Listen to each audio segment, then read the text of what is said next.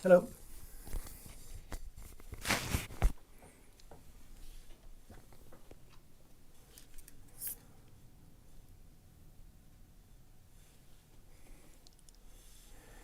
I ought to be live. I am thinking about getting a hourglass to put for starting the stream up, or if I need to take a break or whatever. Because I could be like Chris Analog Boy, and what with like analog guitars and making analog stomp boxes, which I'm going to start to do.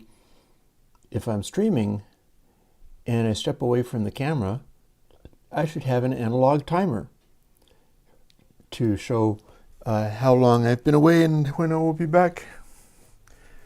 So that might be kind of fun. What do you think? Analog hourglass for me measuring stuff? Oh, just a moment. This pointer is tickling my nose. Oh no. Anyways. Hi. Do I know PM 2.5? I don't know what you're talking about, Mel. So, by the same token, I have no idea whether I have it in my city. I'm not in a city, I'm in a small town in Vermont. So, if it needs to be a city, I'm already kind of in trouble there.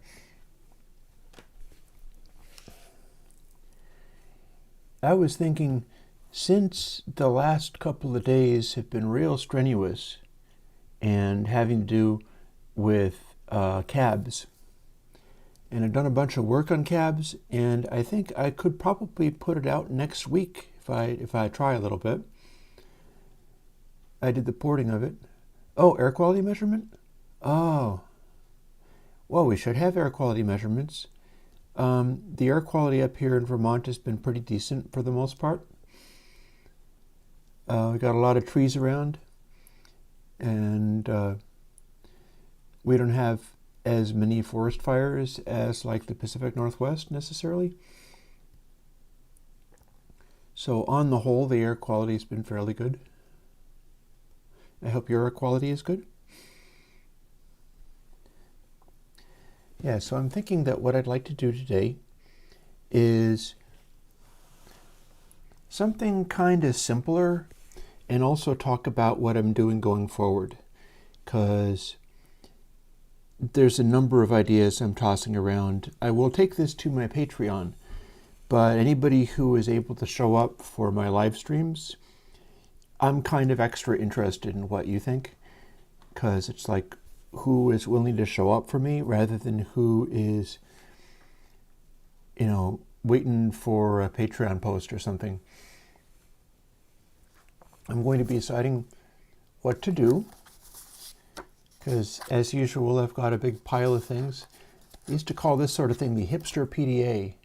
It's index cards, and you write your notes on it with a pen, or a pencil, I suppose.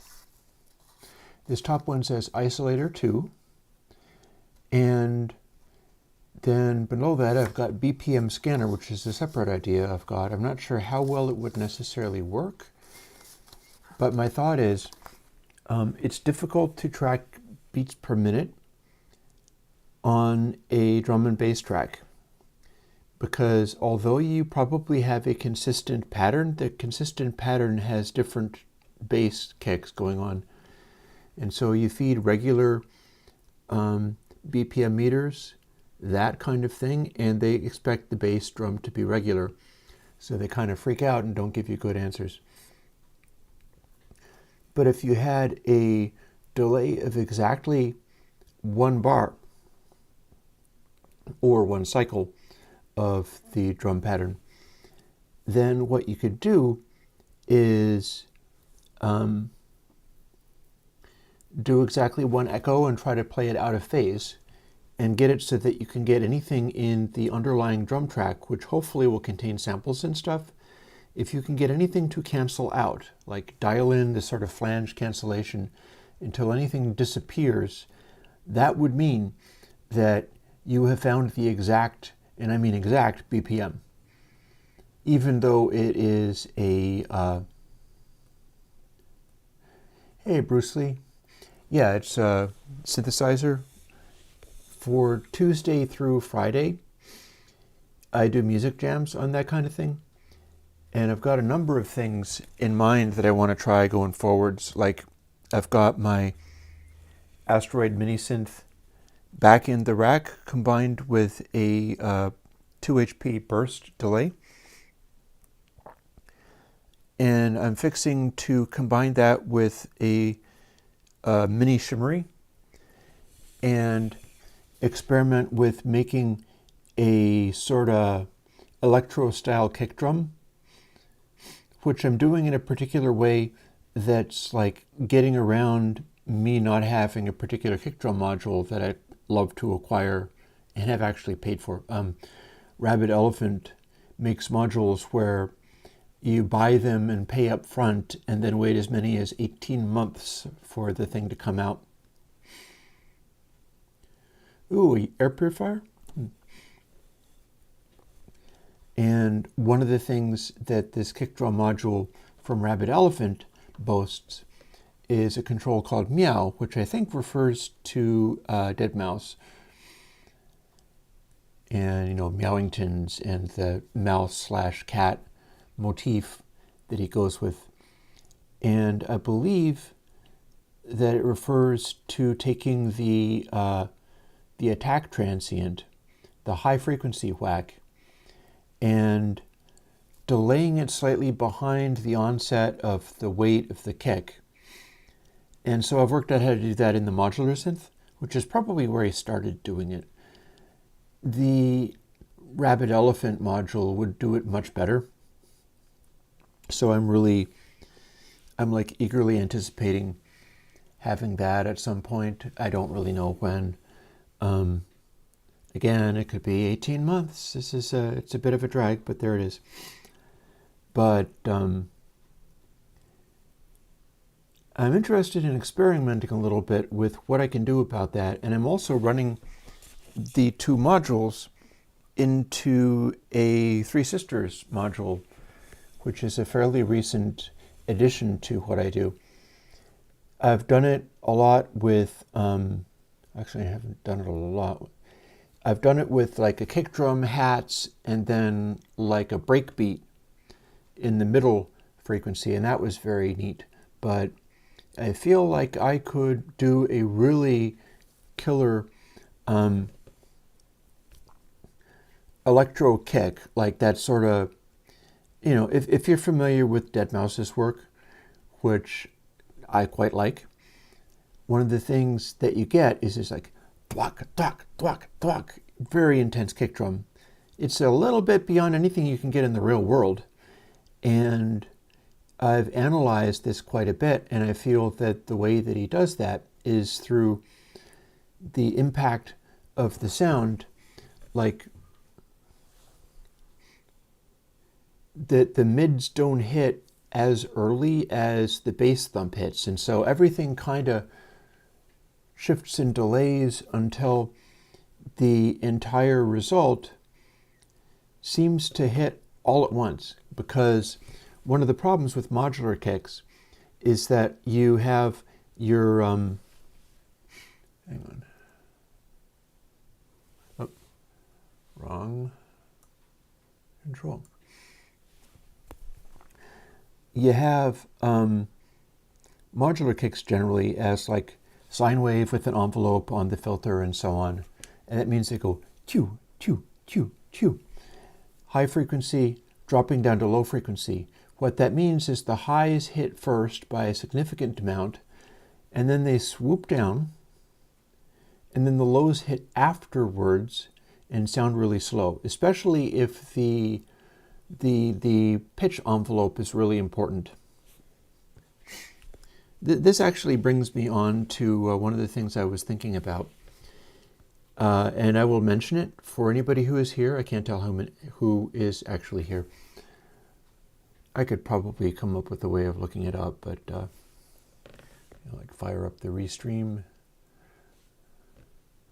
I mean, this host computer is actually not doing anything right now. So what I should do is look at the restream dashboard.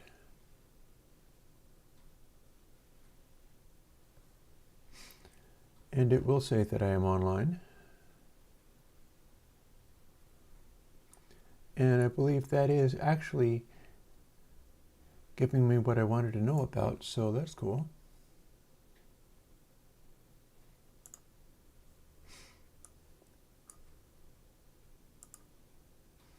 Yeah, let's try doing that.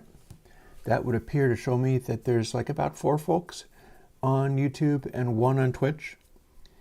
I do hope to eventually grow into something on Twitch because I feel that's more appropriate to like hanging out and doing stuff. And I really feel like I'm going to be hanging out and doing stuff more going forward. One of the things I've been digging into is I am gearing up for more in the way of building hardware. Guitar stomp boxes and things. I have a whole strange way of going about it that I think is going to work out pretty well. And that is home building everything by hand. Typically using things like, see this? This is a Hammond Manufacturing aluminum box. It's die-cast aluminum. It's the kind of thing that you have stomp boxes normally made of. So like your guitar effects are typically one of these. Maybe painted or shaped or, with holes drilled in it and so on. And I like to start inventing things to go into stuff like these. And I've already got a collection of 1590Bs. That would be literally a half of this. Like if you had one that was like this size, what you can see, that's more or less the size of a small stomp box that you use with your guitar. And I'm eager to start building some stuff about that. I have some ideas that I believe will work out pretty well. Among them, there's a thing that you can do with power supplies that comes from the Klon Centaur. I have a collection of the chips. Because, one of the things about getting into manufacturing in any kind of way these days is chips are in short supply. Even if you're a major manufacturer, sometimes you can't get them. I've been investing in that stuff. I have chips for sort of private production of some things. In a lot of ways, I've got everything I need to go forwards with this. And now I have a collection of the boxes like these for making a stomp box out of. And some of the larger ones, I think it's 1590BB. And as usual, many ideas, because I don't really run out of ideas with these kinds of things. This is something that I know how to do. But sometimes it gets into interesting ideas. I wonder if you can see this clearly. I'm holding it up. And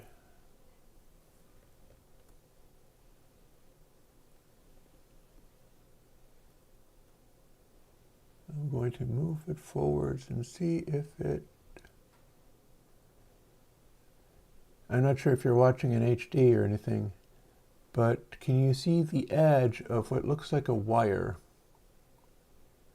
Here, you might have to focus an awful lot. Maybe it's only my screen that shows this, but here it looks like the edge of a solid core wire, but it's not.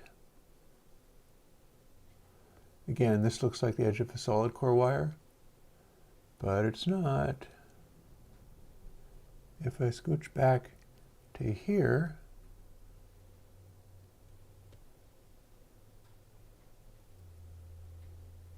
and angle it just right, you might be able to see that's a tube. That's a copper tube. I got this off of Amazon. You get refrigeration tubing.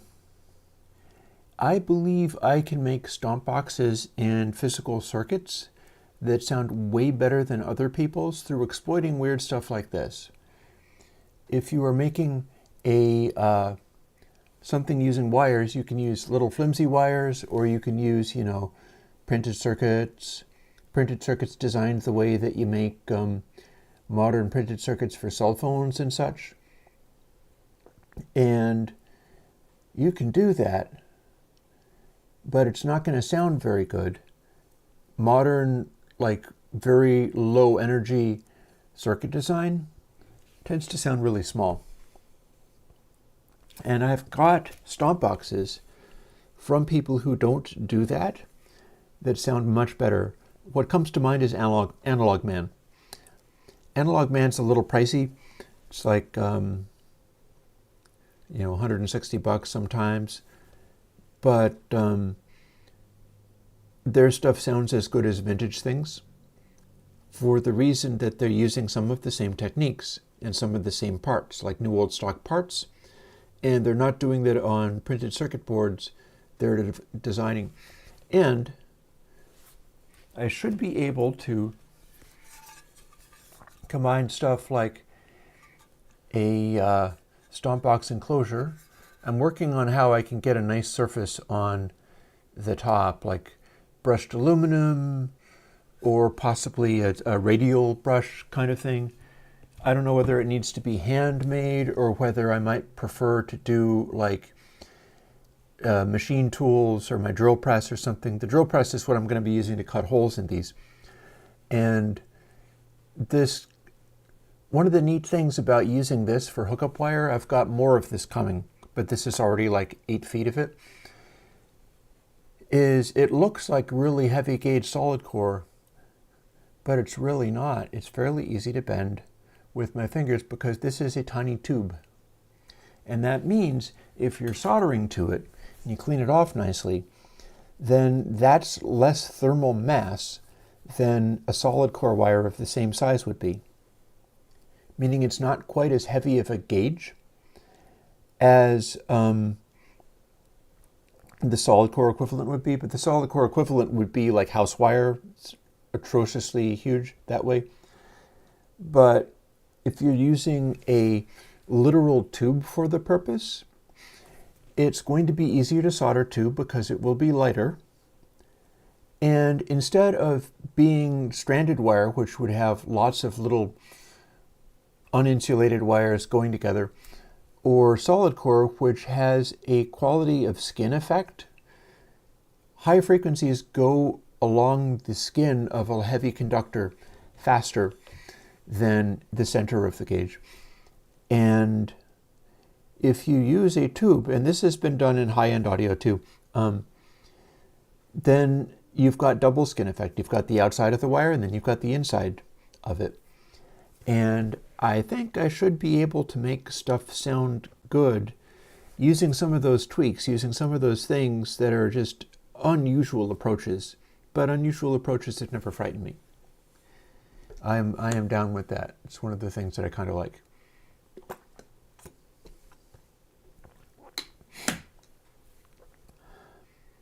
As I am not going to co-produce with Lectique brand, although by all means buy pedals from them, that sounds cool.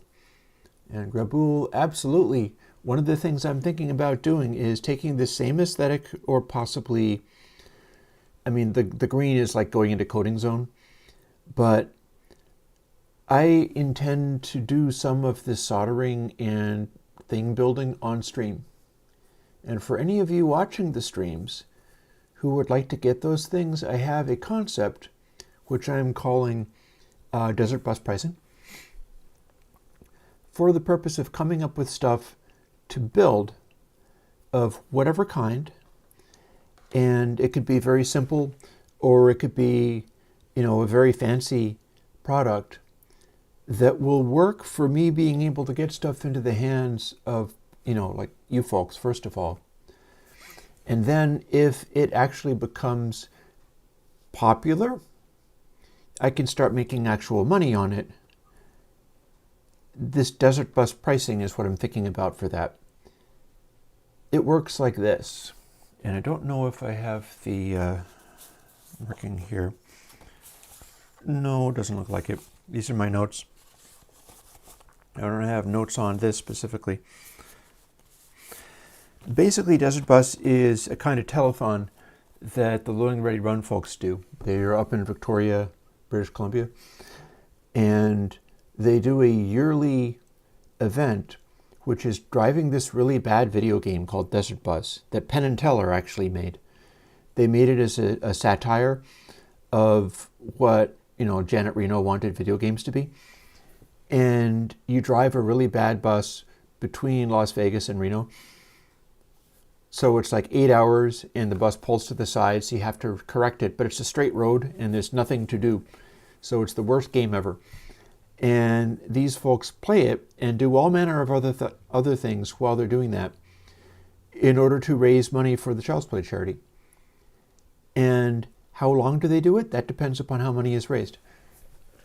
Because they start out with X amount, and then every subsequent hour is 7%, 9% more expensive than the previous one. Which means that it starts out, they're going to go for several days. But each subsequent hour, as it keeps going and going, they start having to get to an even higher and higher threshold. I'm going to go and get my notes on this. I made detailed notes.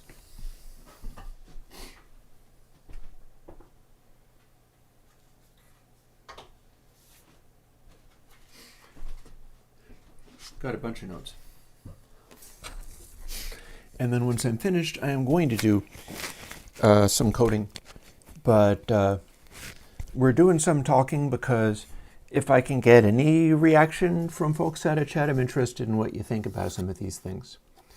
So with these stomp boxes, I'm working out how I can do both regular stomp boxes and designing them with everything that I can come up with. I started out with a thing called a tube sound fuzz and just repurposed it to my needs. And I think I can continue to redesign that to make it be something really interesting. And then I'll be using it in my music streams because I'll have a literal stomp box that I can put on my pedal board. And instead of going with some of the ones that I purchased, I'll be going with the one that I made for myself. But if you wanted to buy one, first one's $50. I'm thinking that also can include shipping. So I'm going to make it very approachable. No matter what I make, no matter how fancy it is, the first one is $50, and then it's desert bus pricing. Turns out it's 7% each time. Second one is $53.50. Third one is $57.25. So people hanging around in chat or keeping track of this will be able to do it. I won't let anybody buy anything until I've actually got it built. So it is strictly for stuff that I've actually made, rather than like pre-orders or anything. I'm not going to do the rabbit elephant thing where they have you pre-order 18 months in advance. But here's the thing. You know, this is based on the fact that there's not that many of you there on stream or anything. There's not that many people paying attention. So if I'm able to do something phenomenal, I should still be able to get stuff into people's hands. Like after the first 10 that I make, then the 10th one on Desert Bus pricing rules is still going to be like $91.92. That's not so unreasonable for a stomp box. A proper stomp box made out of like, you know, your Hammond aluminum cases, and the guitar ones are going to have switch craft jacks. Just done properly to the best of my ability. If another 10 sell, Desert Bus pricing means number 20 starts to go for $180.83. Like this gets to the point where it will stop. And if people are interested in other designs I've made, they'll start over again from the beginning. A new thing that I make, it will be $50. And I'll talk about it on stream. And folks like you get to hear about it first because you're here and paying attention. This is designed to exploit that situation that the guy who made the Klon Centaur got into. Like, he invented an amazing guitar pedal. And there were a number of things he did to make it. Some of them are public record now. Some of them he changed his design and did not actually realize that he changed it in a way that was significant. Hey, Gabriel Stupid. And for that reason, if you try to buy a Klon Centaur, it's going to cost you like $6,000 to get one of the early ones, back when he had a particular design going on that was restricted to only like the first ones that he made. sort of handmade with his, he had some really cool cast aluminum cabinets and things for them. And it's a really good design.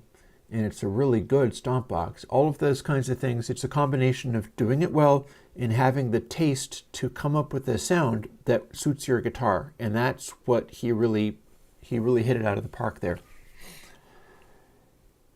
So since he only made so many, there's like a few thousand of them out there, and everybody wanted one, they started getting more expensive and more expensive and more expensive. And now he's still got some of the enclosures for the original Klon Centaurs. One of the things he does sometimes is if he's got a friend who's like a single mom or somebody, so he will make a new one and like quietly put it on the market under her name so that people can purchase it.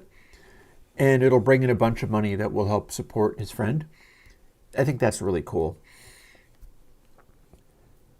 But the Desert Bus pricing concept is designed for me to be able to do physical work making actual hardware. And the price that they get to depends entirely upon how many people want these things.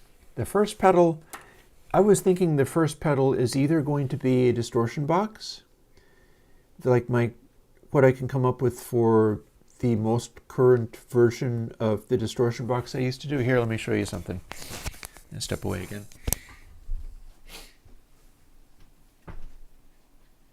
I'm going to get a screwdriver too. Oh, wrong screwdriver. No way, it's going to be fine.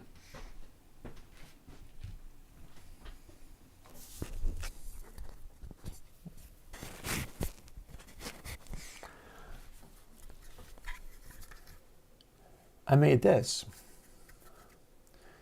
This was at least 10 years ago, maybe more like 20. This label is a bumper sticker. It's printed up. It's actually a pretty good way of going about some of these labels. See how it says dirty? It's because it's a distortion box. It's this little plastic thing because back in the day, I did not have resources, so I could not do some of the things like, you could get 10 of these for like the price of one of these. And so I was trying to do my thing on very, very limited budget, very limited resources. I've got this one with a power supply thing, but back in the day, it has a battery compartment. And so I sort of replaced that battery compartment with access for this. I really should throw it into the pedal board and see what it sounds like. Maybe I can do that coming up on this coming week, and you can hear what it sounds like. Remember always that there are millions of people making pedals, so that's not something that makes me special. Lots of people make pedals. Not as many of them design something that's actually musically useful. Often the people who make beautiful pedals do much better than I could ever do as far as the aesthetics or the the paint, or doing something really cool with the knobs and all that kind of stuff. But you don't always get something like that which is incredibly musically useful. And here's what I was doing back in the day. See, I was even using the perf board that I am currently looking to use more of. And it'll be a design kind of like this in a lot of ways. This is a 404N hex inverter. This big capacitor here is power supply. I use larger power supplies than most pedal makers. And we've got these little chips and things, and the output of it, it's actually, I think, a balanced output, or at least it's a transformer coupled output. And I designed that into the concept. You can see that it's basically a telephone matching transformer, so it's like multiple coils, all of them are 600 ohm. And this is just what I was doing at the time, experimenting, figuring out what to do. And I'm going to be using concepts like the ones I started out with these years ago. But I think I can do better as far as the power supply is concerned, now that I've learned how the Klon Centaur does it, which won't be exactly the same as how they do it, but it'll have some similarities because the chip that I'm using can take high voltages too. In fact, I'll probably get better noise performance if I do that. I might need to put in a heatsink because the chips that I'm using also don't stand to be used in the way that I'm using them at high voltages without some control over how they're expending their energy. And you also saw like some point-to-point wiring in there, which I can probably do better. It's okay wire, but I feel like I could probably get the wire beefier. And at some point in the upcoming week, I think one thing I could do is like plug this little guy in and demonstrate it. There's also some other things, like I didn't have, since this was like a flimsy plastic thing, because that was all I could afford at the time, I did not have foot switches. So that things like these stopped me from ever getting into making pedals. But as you can see, back in the day, I was starting to do this, and it was something I was trying to make happen. I believe I can do that properly now. And again, Desert Bus pricing, anything that I make starts out at $50, and each one that I sell is 7% more going forward. So if you're here paying attention, you have the chance of getting in where, like, you know, this, including shipping, is like something ridiculous like $50 or $60 or whatever. And then the question is just like, okay, do they become popular? If they become popular, they start to reach the point where people aren't willing to pay the price. And if they become like trendy or viral or something like that, then I might end up still selling them. You know, selling 20 of them, selling 30, selling 40, selling 50. I'd be doing a lot of work to make all of those, but it would start paying me better and better each time. And the neat thing about that is if I did a pedal and it became your Klon Centaur. So with the Klon Centaur, currently the first ones that he made are selling for, you know, like $5,000, $8,000, like that. With this concept, if I sell 50 of something, it starts to sell for $1,376.50, which basically means no. No, I'm not making any more of those. But if somebody comes and is willing to pay that, then I would absolutely make it and sell it. And if I do that, anybody who owns one who would be interested in selling it, like on Reverb or whatever, if it became that kind of trendy thing where it's like, oh my God, I need one of these, your pedal that you got for $50 or $61.25 or whatever starts to become more valuable.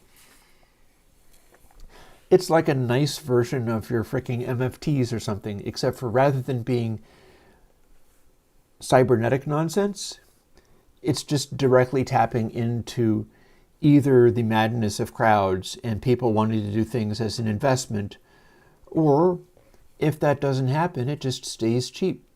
And I only end up making like 5 of them, which is completely fine. I have also got a order in for more of these little enclosures. Here, I will show you that too. It's show and tell day.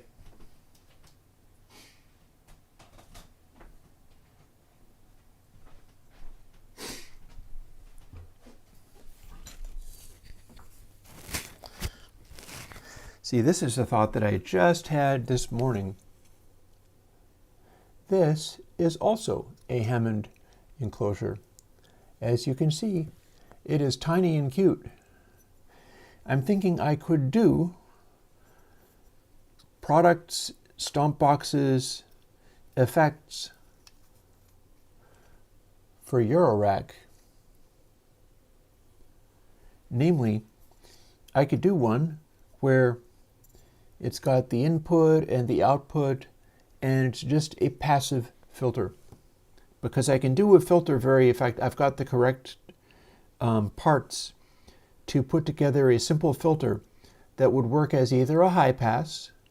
You'd go into it and you'd run your like hat or whatever through it, and you'd end up having it brightened up. Oh, I'm glad that you like Edge. Or alternately, with the same wiring, if you plugged into just one of the inputs and you were on a passive mult, it would become a high frequency roll off. I can do the way that the jacks connect, so that if you plug into both of them, going through it is a high pass. But then if you plug into only one and you're on a mult, then it becomes a low pass, because I can make unconnected jacks short to ground. And it's the same deal. It's a lovely aluminum enclosure, and I could sell one for $50, and then it's desert bus pricing. I thought of, and this would only work, maybe I'll do this first. This would only work if the things actually became a popular idea. I could do the straight wire, which is this one, this big, 2 connections, and that copper tubing wire connecting the 2 connections, so that it would be the don't do anything connection. You just plug into both of the jacks, and you're going through a wire which happens to be a tubular copper wire, so you get more skin effect, and in theory it would change the sound, maybe, kind of, but it would be a completely useless thing. So if people want to have an Airwindows NFT, I'll make those. You can buy those for the point of doing the thing just with the desert bus pricing, just with the, I'll make another one of these, but it's going to be 7% more each time.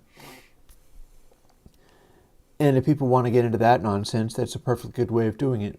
It would be a useless device, though. And here's the thing. This is a tiny little box, right?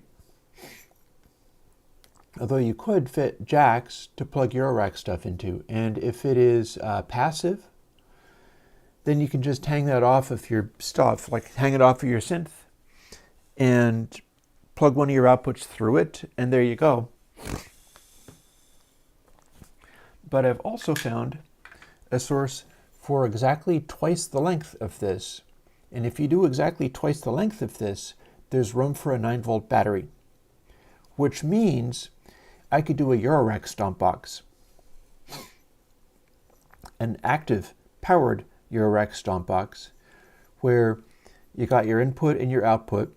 If you plug in, you engage the battery and power whatever transistor or whatever is in there, and then run through the circuit, including whatever distortion or whatever is going on in there, to the output, and have a basically stomp box style, like your fuzz face or whatever, active battery powered distortion effect that you can just sneak in anywhere you want. Put it on the output of a filter or something like that. Just instant complete overload without changing anything in your actual rack, because it's a little stomp box that sits there separately. Or, like Korg Volcas and things. There's a lot of ways that we use these little tiny 1/8 inch plugs and jacks and so on. And like Eurorack led to this kind of thing. But there's a lot of context for that these days. And I feel like those deserve stomp boxes too, except for they wouldn't be stomp boxes because there's not a lot of reason for a foot pedal. But like for $50, having a little 1/8 inch Eurorack grade distortion pedal that you can just plug right in, it doesn't matter all that much that the negative of the battery is sitting on the ring connection of one of the jacks, because the thing is, your rack is already like 12 volts for all signals and so on, so there's not really anything that you can, plugging a 9-volt battery into any input on your rack is not really going to break it. Most likely it's just going to make a thump, if that. So I've got some double-sized connectors like this, and they can become like miniature stomp boxes for Eurorack purposes, something that I will start fooling with. As soon as I've made some, I will start using them in my streams, and things will get a lot more distorted and exciting. They probably won't have controls. They'll just be like, okay, this is what this does, and it'll be the same deal. Desert bus pricing, first one's $50. Everything there forward is 7% more each time. There's the idea. Now, what I should also do, since I'm chattering away about this kind of stuff, I am also here to program a plugin. So, let's pick one out. I'm kind of warming to Isolator 2. I think it would be good to do another Isolator.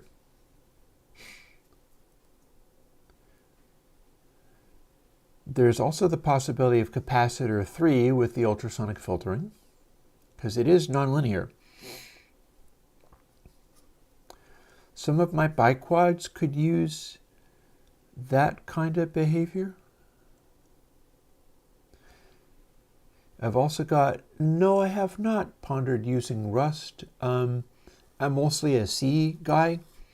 Honestly, what I'm thinking about most recently is rather than fixing to go to school and learn coding and learn to code in Rust and learn all of these things that folks know about, it might be better off for me to go to school and learn math. Because the advanced work done in algorithm design seems often to be done by folks who are expressing it in these higher mathematics. And they're like, Einstein grade equations, which are basically calculus or something. And I don't speak that language, and so I can't, they're suggesting something that they implement in code, but I can never actually get it to work because I don't understand what it means. It would be good to pick that up.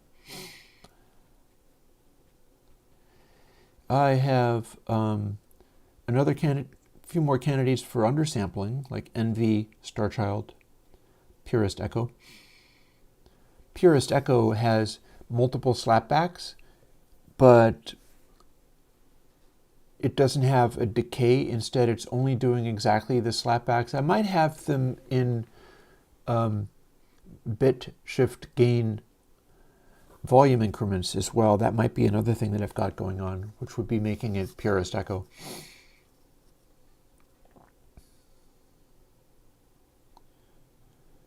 Curve and recurve never had get sample rate as part of them, so they could be more adapted to that. And I think we're starting to get into your stuff that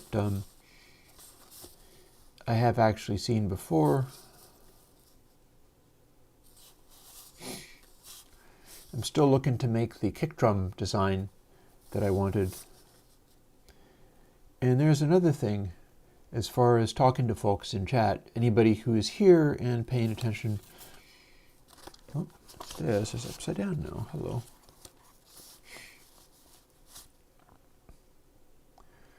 Oh, there's a note on how hull is a useful algorithm for some of these things. Siren going on outside.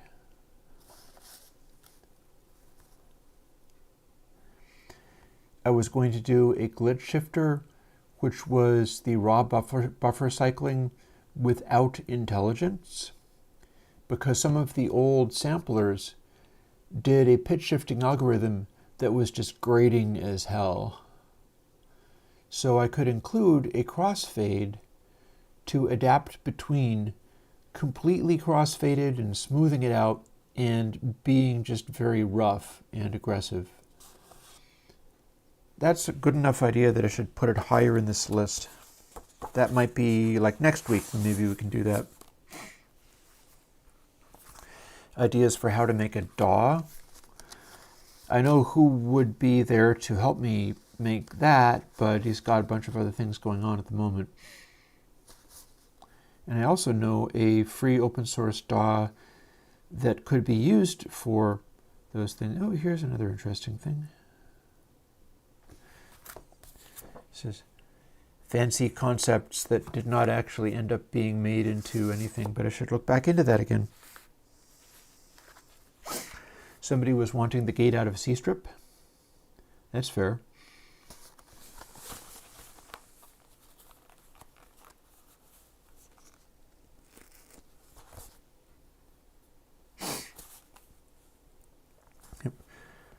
Yep, and My poor friend who always wanted the sorting of samples thing. I explained how that would work, and the guy's like, oh my God, that's so amazing, you must do it. I've yet to do it.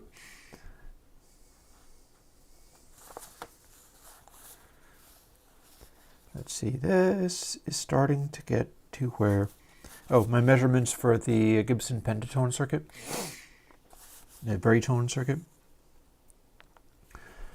My concept for a golden ratio based dither, where it's a Gaussian-like thing. You know, there might be a way of doing that. I don't know if a biquad filter would necessarily be great. I mean, that would just be, just do an analog filter if you're going to do that. Just do an analog filter.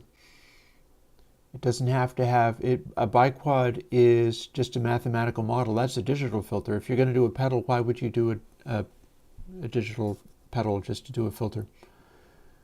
Analog filters can sound really nice. It's one of the reasons I'm fixing to take a little case like this and put a simple analog filter into it and sell it for anybody who's using that kind of thing. Simple analog filter designed properly could be really good.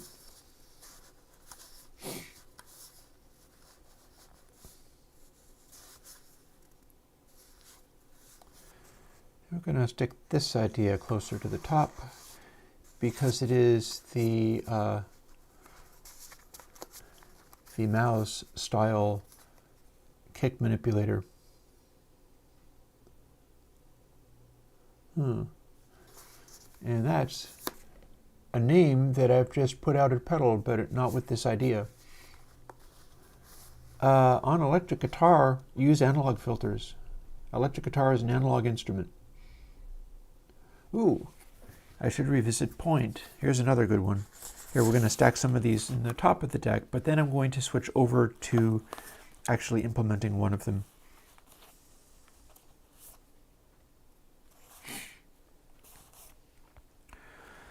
Notes on how the Olympic Helios mixing desks worked.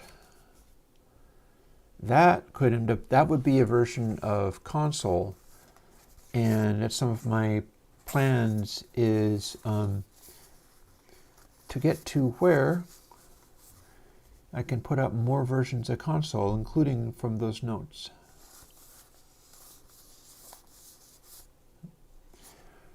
A lot of notes here.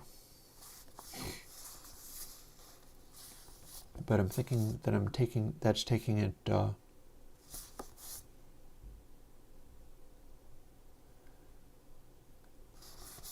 yeah, good enough.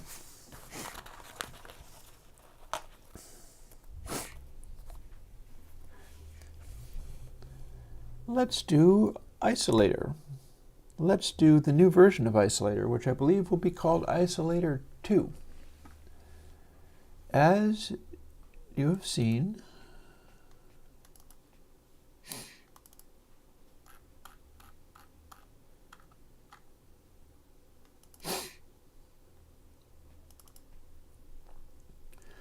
we've got the plugin Isolator.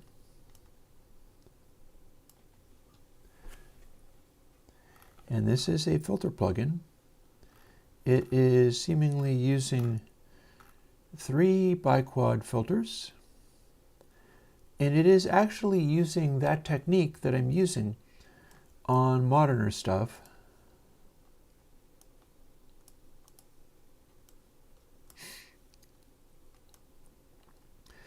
As you can see, these 3 filters are the same frequency, but they're staggered resonances.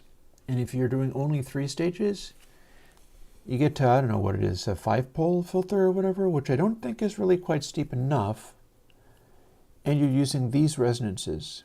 Now here's what I'm thinking. We've got a bypass, we've got a high, we've got a low. And we've got these, and this is the way it's implemented. Like this particular plugin, it's running inside console. I think I would be leaving that out for the new version because I'm getting better tones just running consistently.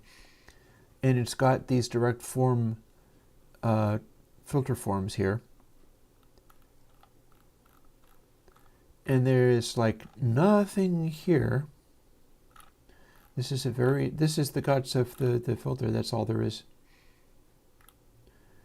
While in sample frames and begin 32. So all that isolator is just this. That's a pretty efficient thing. But this is not a smooth filter. So what I'm thinking is I would like to take something else and work off of that instead.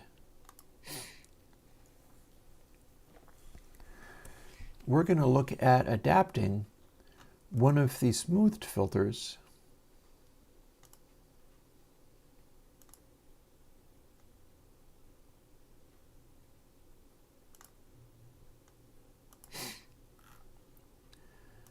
like the Z or Y. Because Y is smoothed and Z2 is smoothed. So I can have a look at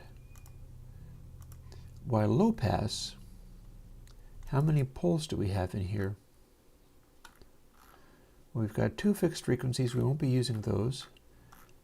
And we have literally just 1 pole of filtering.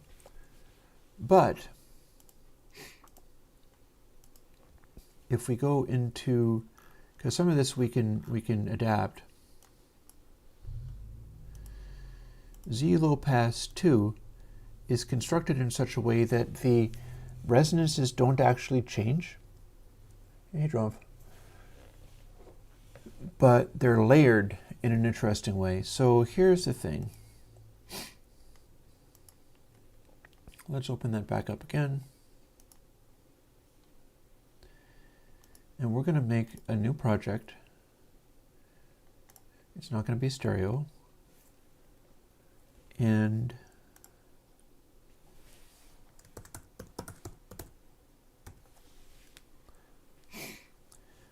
we're going to jack up the efficiency of this more than a little bit. It'll be steeper. Plus, since we're doing this unusual technique, we're going to use this unusual technique that lets it get really flat right up to the point and add a resonance control, allowing us to get that cutoff frequency to have a sharp little edge on it, and then we'll see what that sounds like. Because the way that works, it's going to be an interesting shape of where the cutoff goes. Hey, Jazz.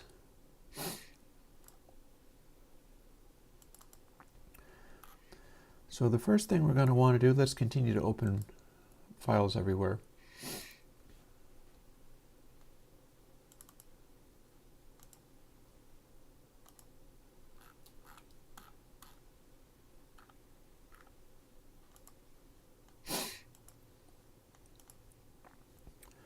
So here's our original isolator.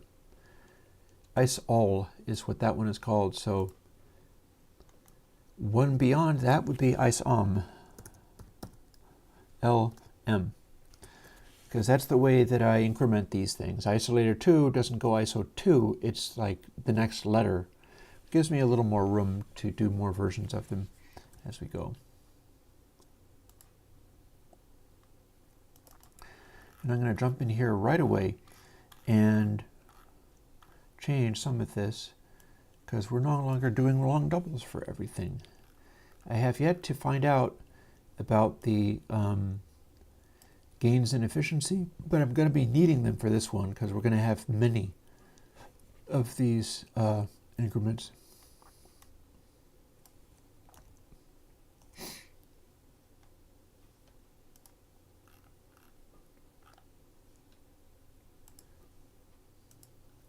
And we're going to have a look at isolator H. And we're going to have fairly similar, do we save this? Let's save that. Fairly similar layout, but we're going to leave some extra space.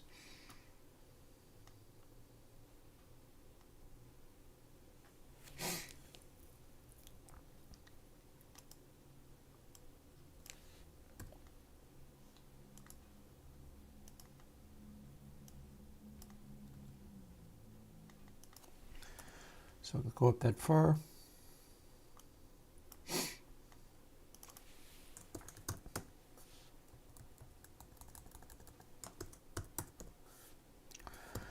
I'm actually tempted to have it just stick with the, with isolator, there's no reason to soften the resonance. We're only going to be increasing it. So let's actually have that be 0. Reso starts at 0 and goes up. So you don't smooth it out if you were going to do that. All you would want to do is a regular filter instead. You only want brick wall sharpness, or as close as we're going to get, or even steeper to the point where it starts to resonate. Nothing else.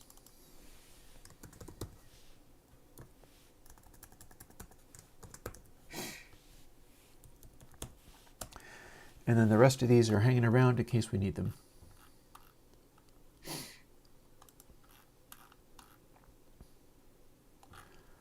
And isolator apparently has multiple ones of these, but we're not going to use that from there. We're going to use the stuff from Z low pass, but not long double IR sample A, because this is strictly about the biquads. And let's copy these just cause, but we don't need the fixed filters because we're not doing the nonlinearity in here.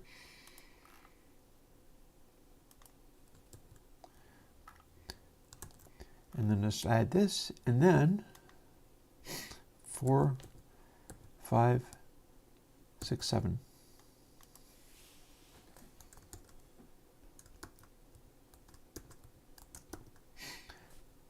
We're going to use hypersonic levels of intensity on this little bugger, and we're going to see how demanding it becomes.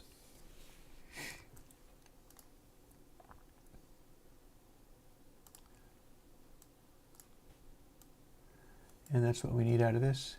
Hey again, Burrow. I'm going to try to scooch these out of the way so we can see chat a little tiny bit.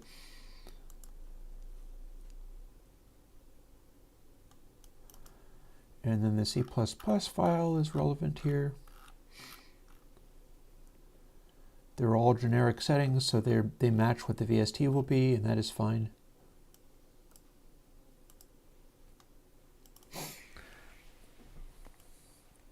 And we're going to want to reset going into here.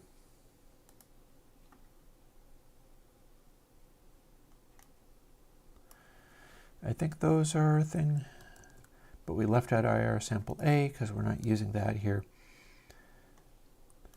And we're going to make this a format that looks more like real coders because we have so many of these that just stacking them is kind of meaningless.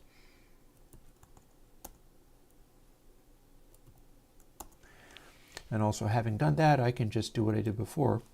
D, E, F, G.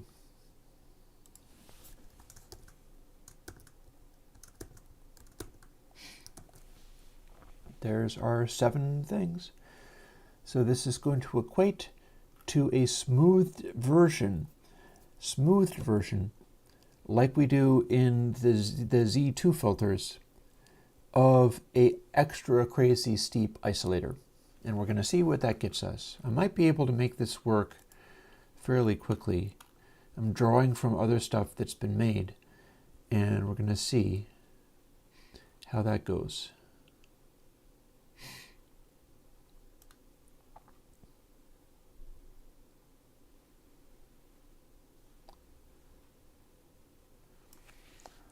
So we're going to start with copying this, even though it's not actually relevant, and start from there. Fixed? No, we don't have any of those. So the op-amp stuff, don't need that.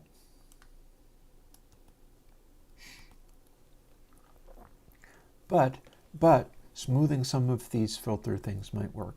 So let's undo that and have a look at what we've got in here.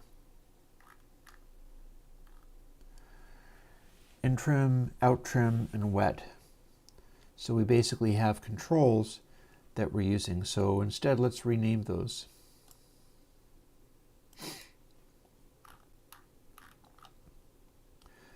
We got freq, reso, high, and low.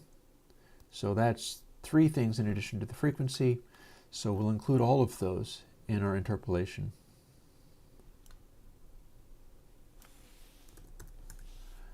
Freq A and B.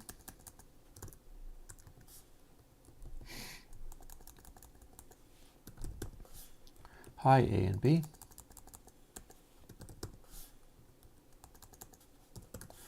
Low A and B. All the controls get smoothed here because we learned how to do this with the Z filters. So we're just doing it again.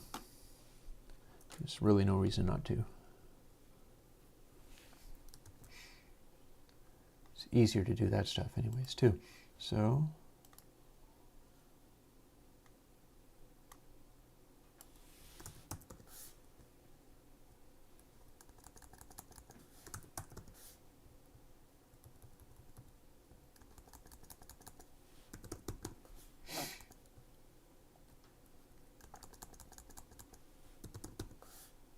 that's actually going to be 0. That's going to be 1. And reso is going to start at 0.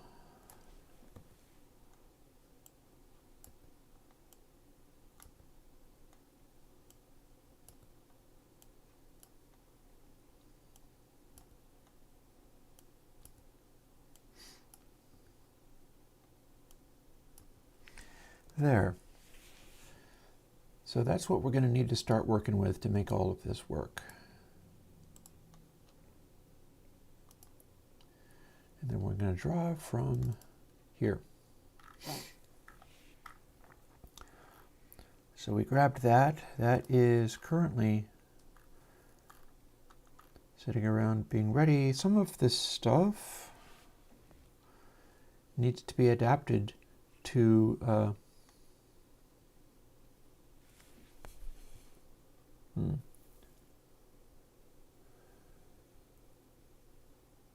I need to recalculate all the resonances on the fly too, apparently. That's okay. That's okay, we can do that. It makes it a little bit more costly, but this is not going to be a cheap filter anyway. But hopefully we can still do it.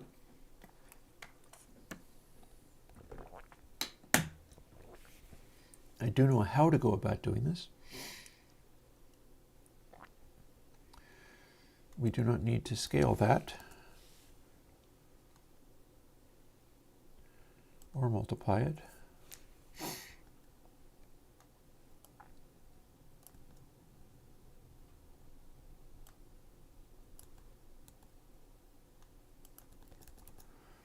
So we're going to have these be real basic for now and adapt them until they say what we want.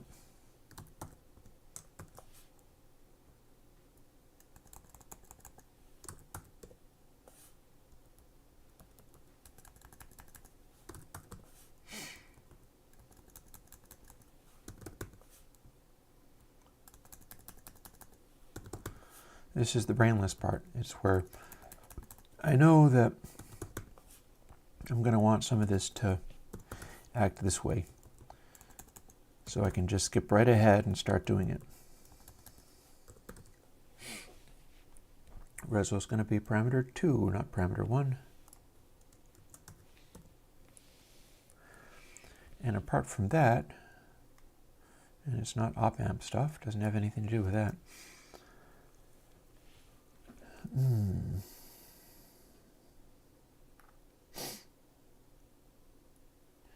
We're not going to be using the clip factor.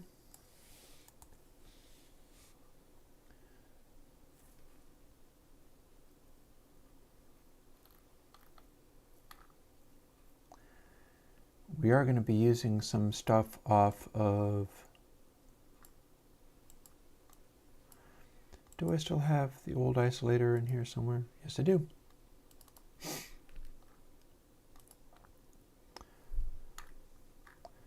So basically, I want to look up what I was doing here and have it match the behavior. So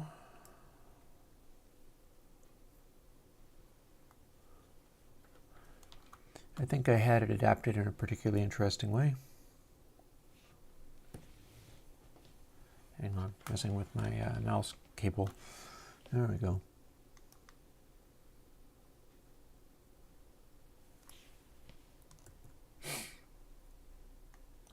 Note also that we have changes here. You know, when I do work out, I do squats too, you know. Good for your health.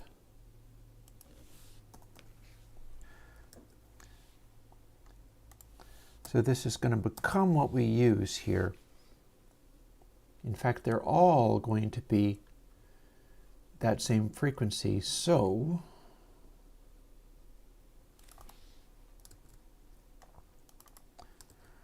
we're going to copy this over.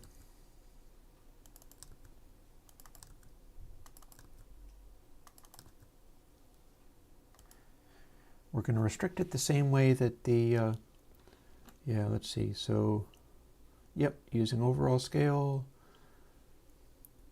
it'll sweep up to the extreme ranges of what it can be, and that counts even for elevated sample rates.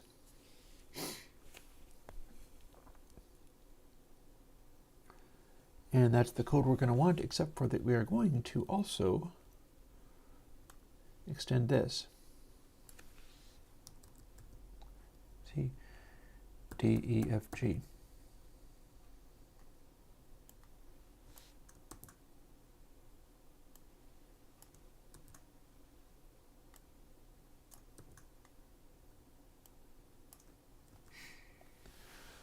So that's basically made all of the biquad frequencies be the same, because that's how isolator works.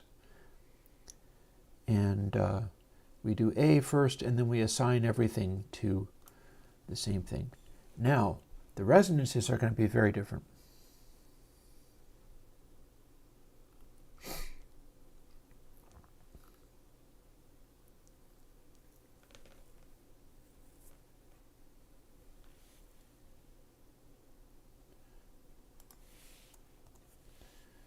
And in fact, that's going to be, this is not actually where we do these. So we're going to have to, we're probably done with this. I'm guessing we're going to be done with this. And we're going to the low pass for how the final thing is made.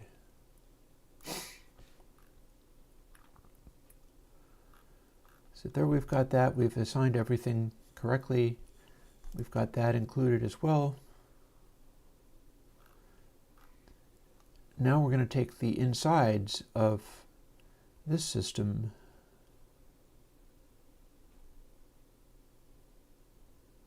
and adapt it.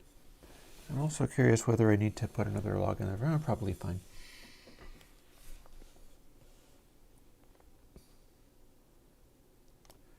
So here's the guts of how this works. We're going to grab this and then leave out that.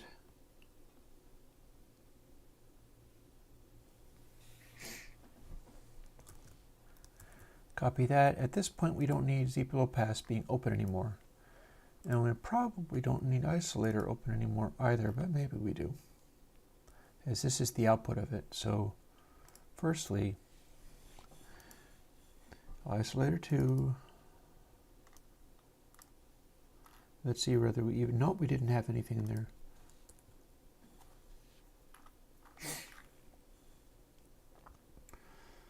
So we've got this here. We're going to update everything so that it's not long double all over the place, in hopes that it will run more efficiently and quicker. We're going to update these things so that they are smoothed. It would be straightforward.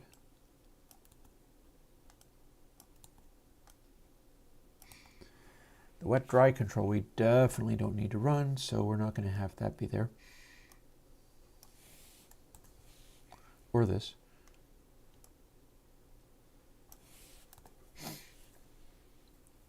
But this just needs to, the names just need to be changed, but the functionality is going to be the same.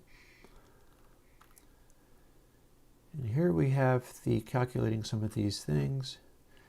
And then we're going to go into isolator itself And after we take this output stage, which is what gives us the low and high, and gives us the way that it can be a two-band with its funny little cutoff frequency. I don't know where I calculate what bypass means. It might be worth finding out.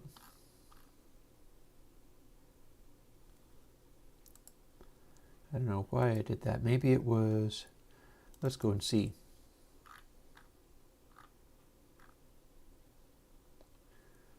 I see.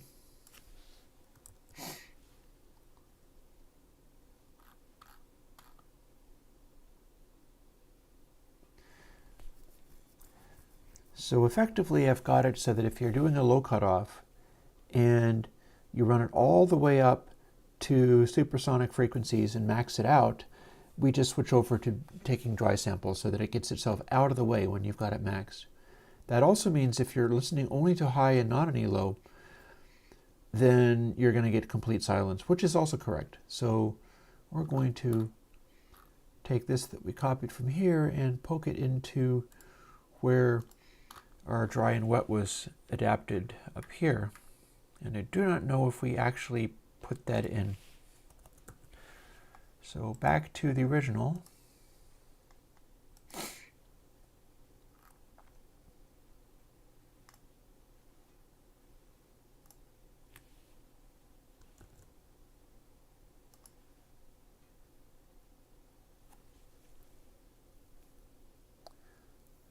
And I think it's only bypassing if you literally have it pinned.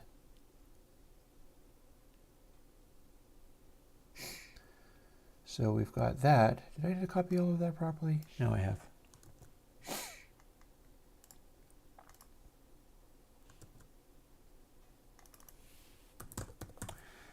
And we're going to go with straight up doubles rather than this funny Apple version. I'll only have to change it when I make the VST. And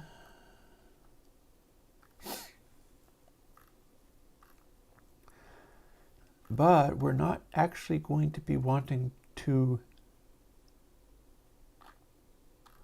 do it that way. So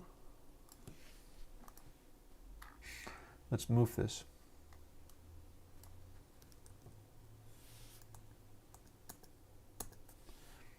Actually, we have to move the whole thing because we've got that there and it's meant to be about the same.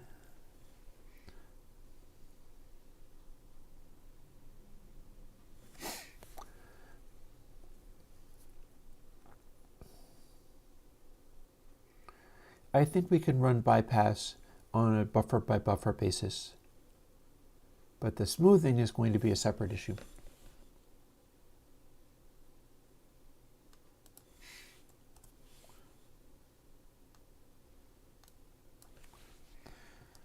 So this moves up here, and then these are the smoothings. We're not actually doing high and low, we're doing high A and B and low A and B. Reso is 2, high is 3, and low is 4. And then we're assigning high B directly, so we're going to check by that instead.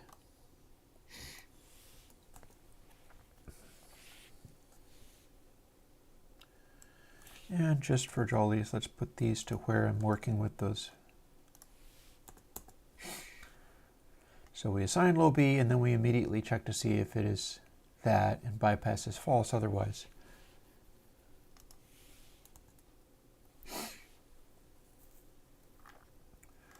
So there we've got that. This probably isn't going to matter, but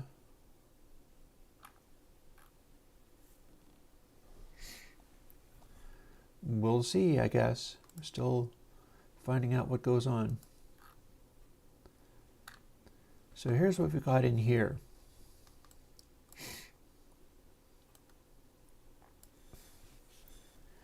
We've got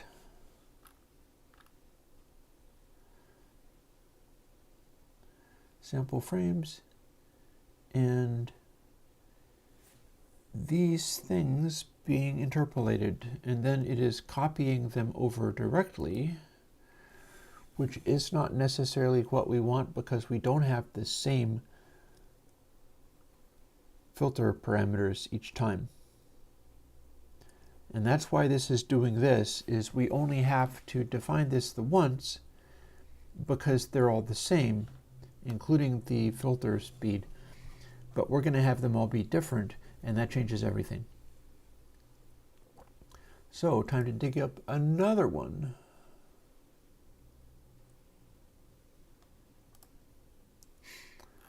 Namely, hypersonic.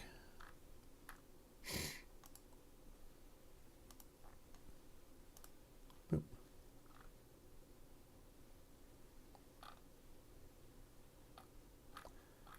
This is using the fix mode, but we can change that.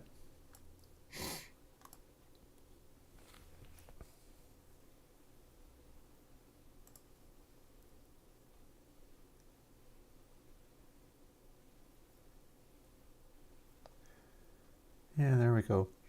So this is effectively how hypersonic is going to be worked.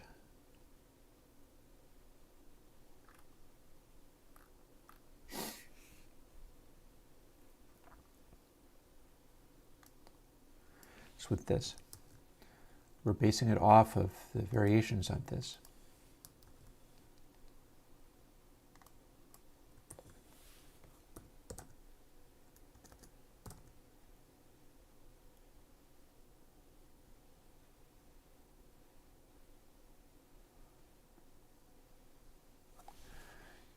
I can do it this way.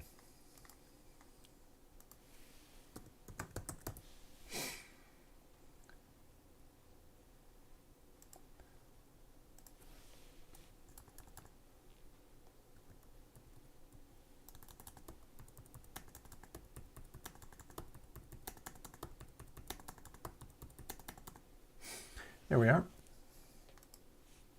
And we'll be using that elsewhere.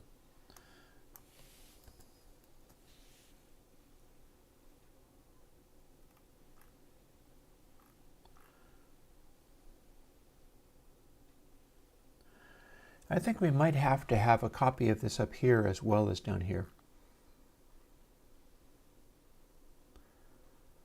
I'm not really all that sure. Oh no, wait. No, not necessarily. Because here's the thing. We're doing this interpolation, but we're doing it on the coefficients, not the calculation. So we can do the calculation just once and then interpolate the coefficients, and that's how this works. But we have to do it for all of the filters, which is demanding, but we haven't gotten into working with that yet. So all the frequencies are the same, all the resonances are different.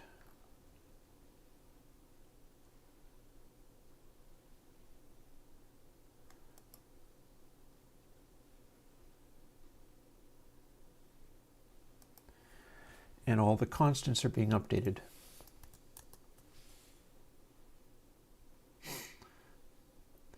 So we need more of these.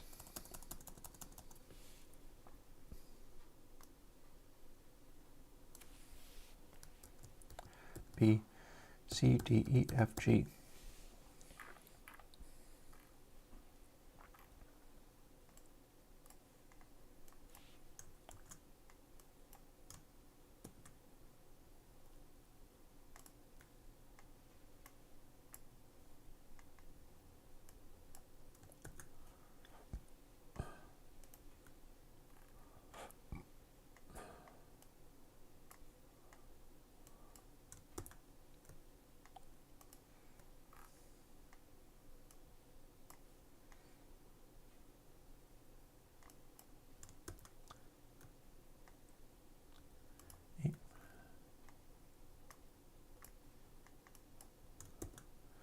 I got my heart set on hearing what this does by the time I finish. Because last couple of days were really tough, so I'm not necessarily sure I am down for another 3 or 4 hour coding session.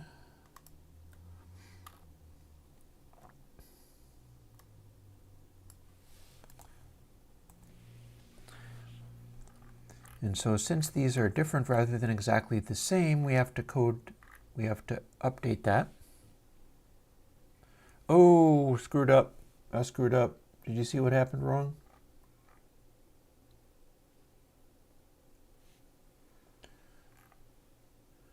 But we can make this better. Manually.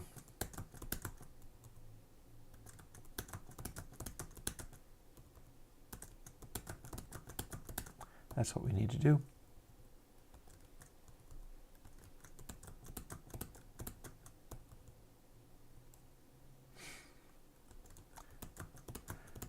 There was a capital A elsewhere. It needs to go back to this. Now it'll work.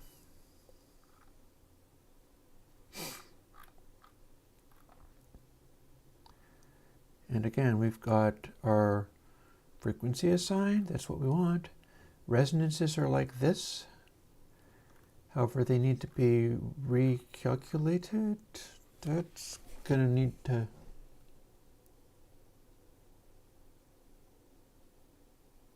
No, the interpolation is going to handle that.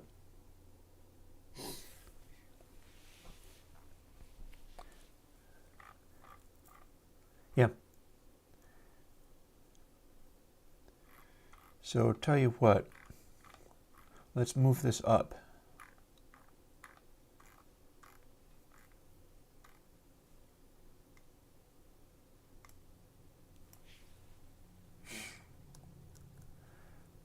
I can get out of the way and go over here.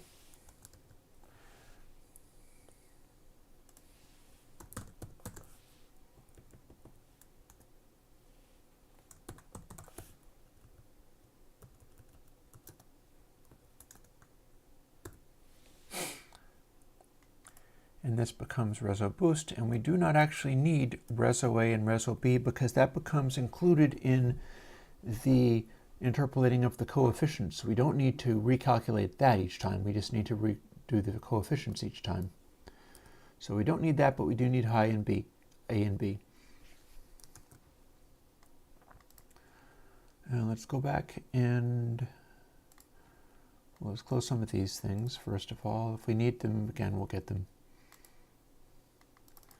We'll go back here because, ooh, hello. That doesn't make any sense at all. It would have been Reso, not Freak.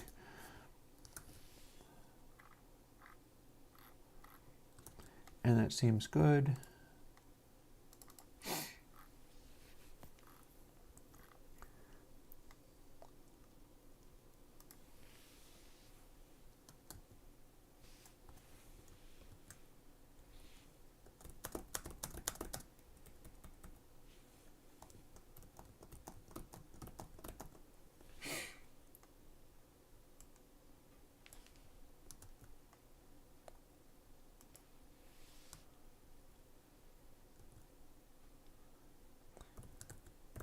I'll get that in a moment.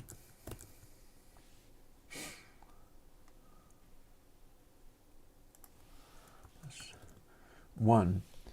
So it starts out at exactly what I had, but then it winds up becoming double if you want it. We could also, just for fun, let's also put a power in here.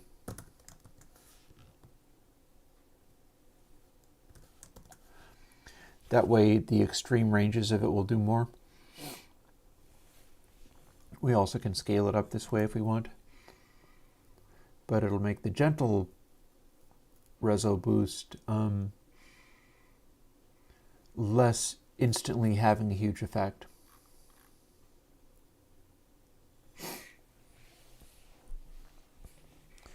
And yeah, we're going to want to do this.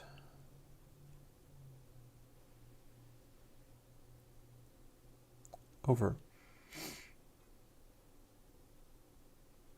many times.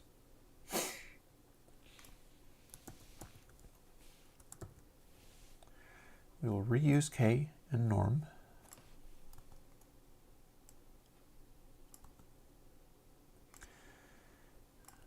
And without screwing everything up completely, Oh, I think we can actually avoid that because this is doing B and the biquad version is A, so we can do it this time and it won't screw it up. I'll just always go for changing the capital A, which doesn't exist elsewhere other than where I want it. Nice, okay. B, C, D, E, F, G.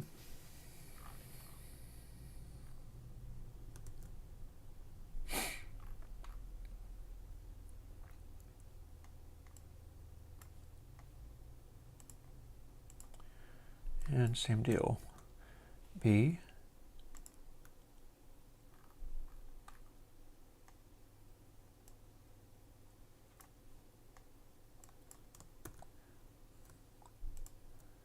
C.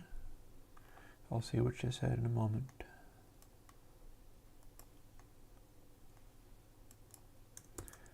D.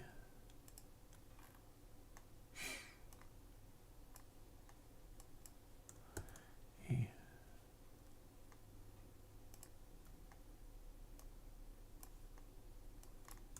F. We do need to recalculate this like this because they each have their own parameters.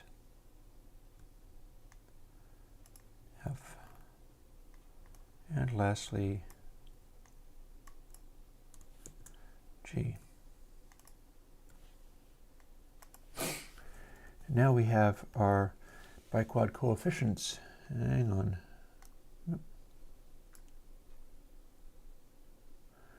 Oh, hi.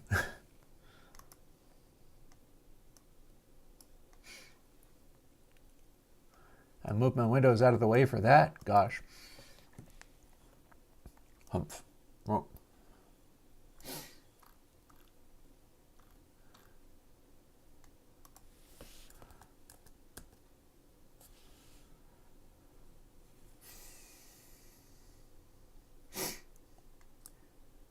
And this is not a thing.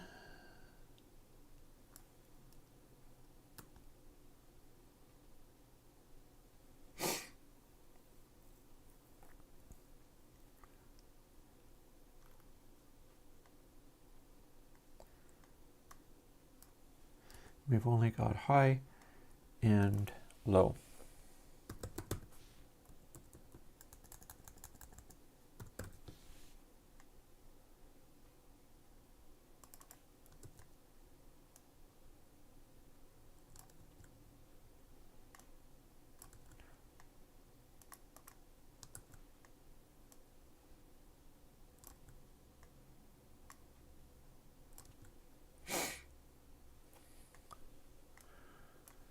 Not that. Not that.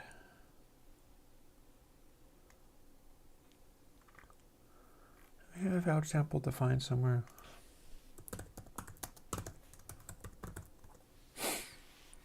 We'll define it there.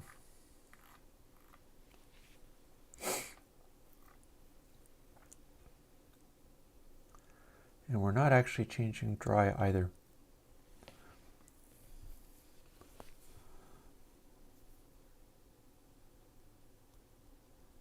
Yep. Oh yeah, no, the take on DI guitar is coming pretty soon. If people like, I can put out cabs as early as next week. Feeling that I could put out dirt and then put out cabs. But this is a whole separate thing.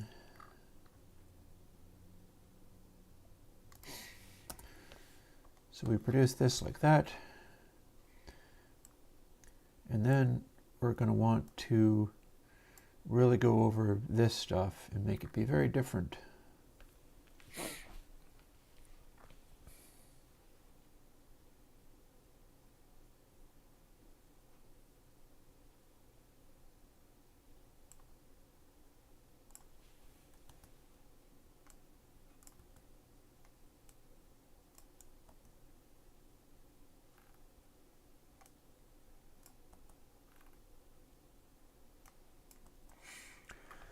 So we're going to duplicate this sum, but we're also going to take out some of these factors that do not have anything to do with what we're actually currently doing.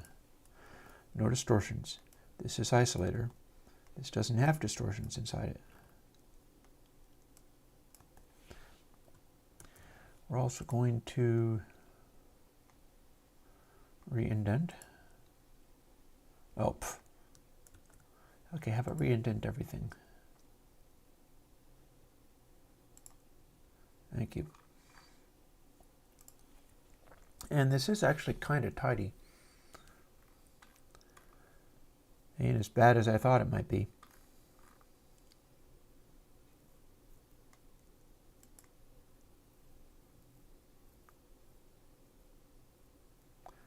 This is all we need for that. And we need to take away these gain trims with a variable we're no longer using. Oh wait, I don't have to do that here. I can do it here. I only have to do it once, but I do have to do it there. And the rest of this should, well, no, I have to do these over too. Hang on. Not to skip this. A, B, C, D, E, F, G.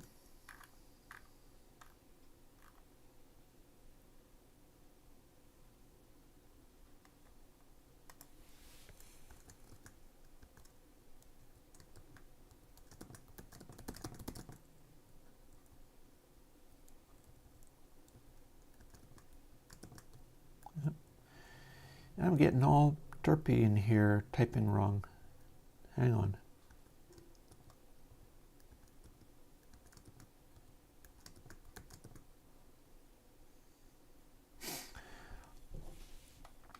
Let's do these in a line instead. That'll be easier.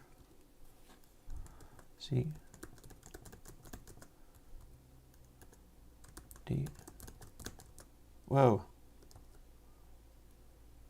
How that happened. E,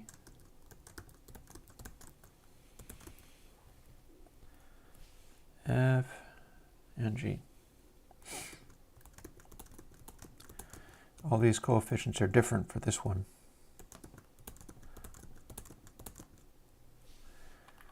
And now additional columns. C. Oh, that's a V, not a C.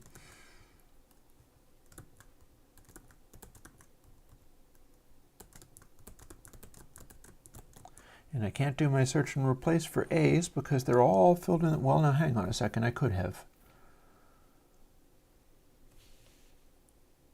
I just have to change these each time.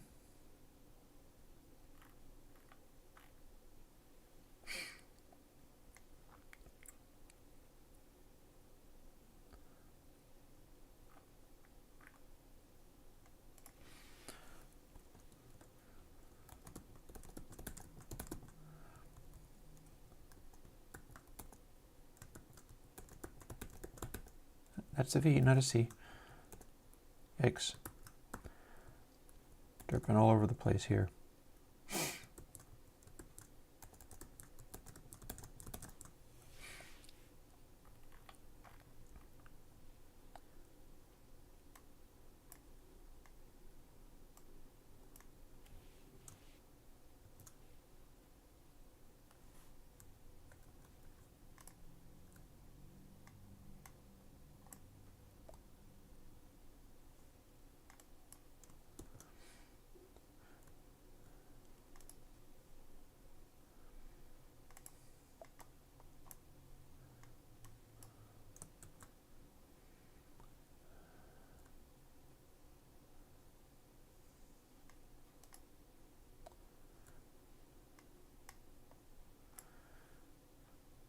Works better to do this. If I had realized that ahead of time, I would have saved a little bit of time. Then only this column needs to be updated.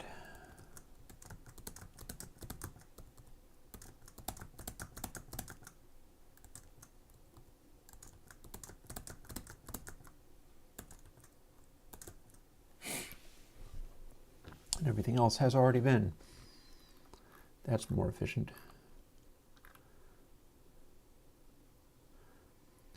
And now we've got the interpolation for the temp. We've got all of these handled.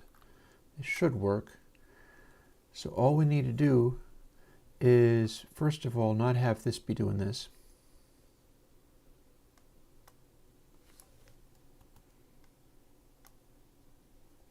And then copy it a couple of times to go all the way to G.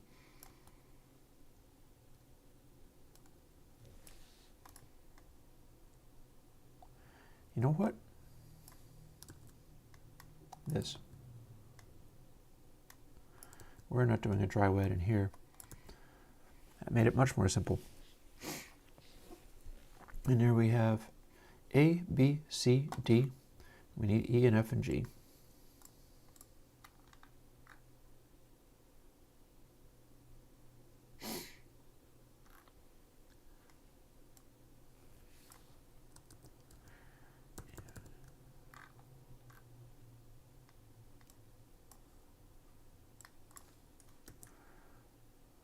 All the D's in here. And it looks to be only in the places I need it changed, so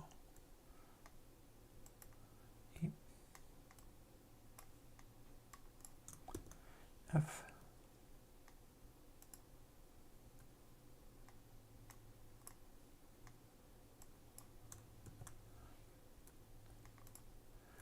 G.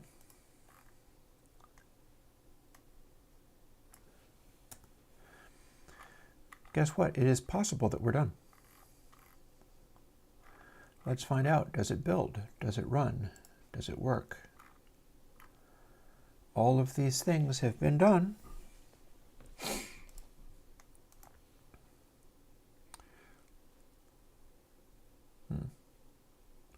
Okay, we got to include a little here.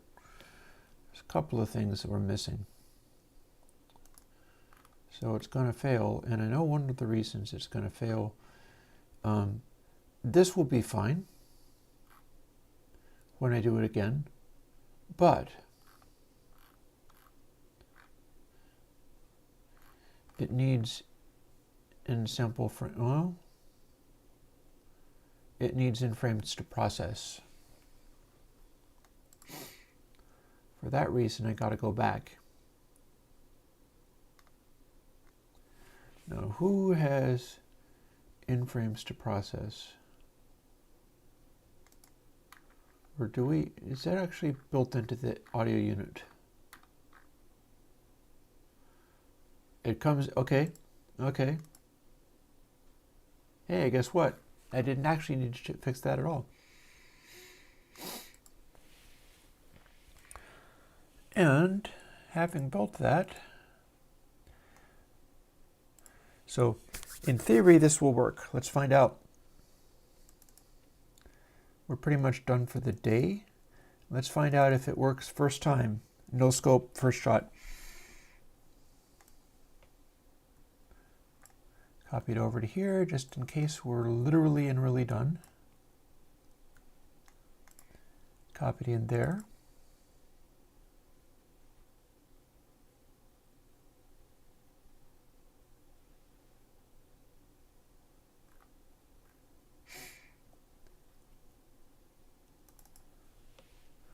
Let's just open up a noise. This is a noise. Owies. And give an effect stack so that I can use this with span.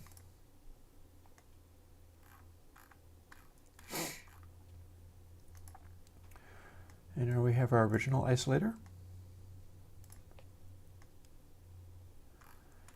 And let's see, isolator 2 is not quite finished because I still have all those other controls on there. But even though the controls are there, we could pretty much ignore them. They won't be doing anything. And I can delete those quite easily at my own time.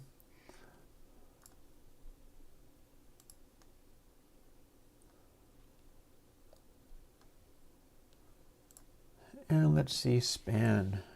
And let's turn the noise down here.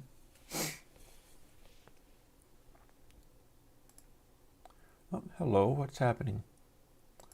Why is it not? Did I open it the wrong place? I did. Add effect. Oh, hello. No, I definitely need to be done for the day. But I know how to do this. Add span here. Hit play. So here,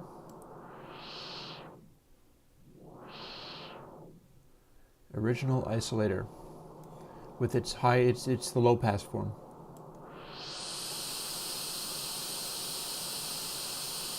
And if you take it off of the extreme, you start seeing that roll off. Put it on, and it's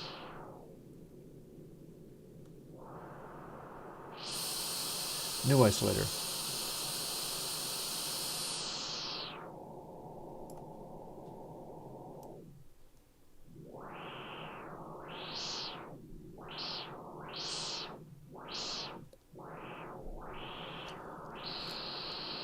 You know, it doesn't sound crackly, but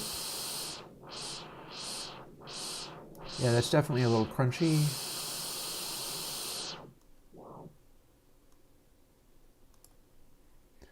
This goes down to about 50 hertz.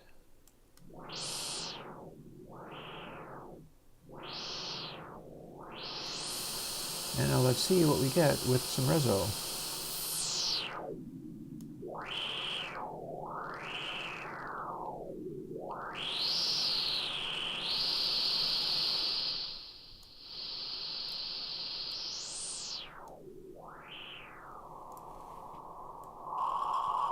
Ooh, sharp resonances.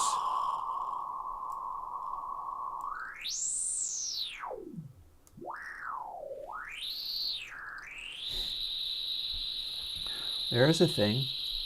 Okay, so that's a funny shape of a resonance.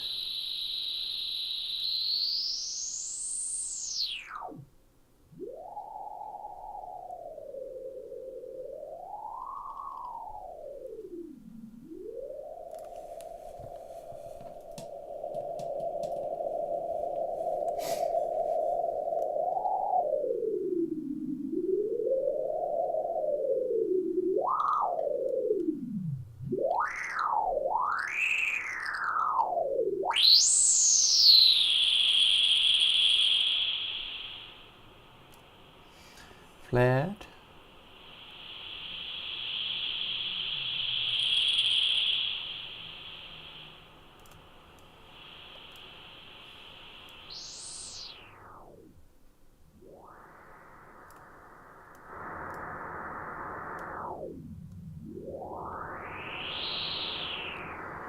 I could have resonance be, I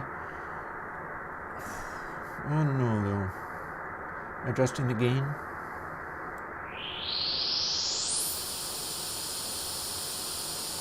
Ooh, that's quite a spike on the end.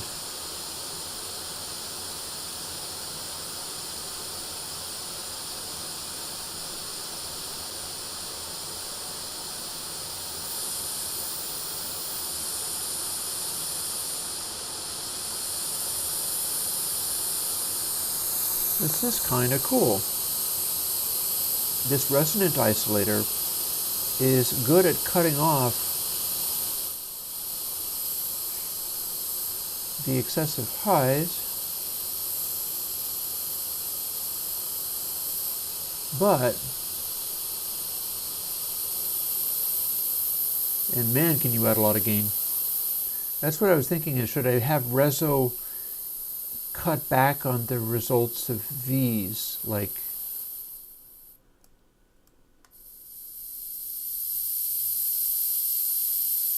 high only?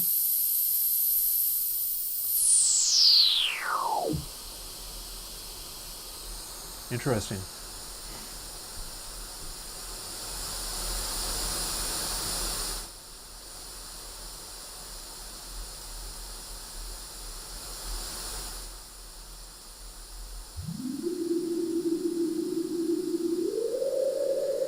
Yeah, that slope is always one direction.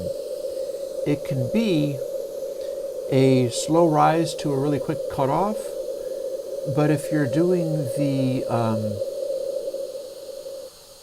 canceling the low out, it is always going to hear quick change.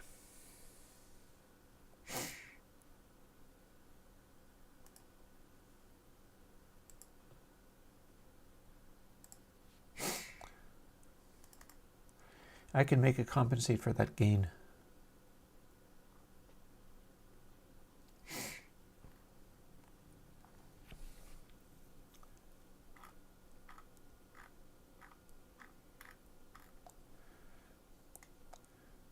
So Reso Boost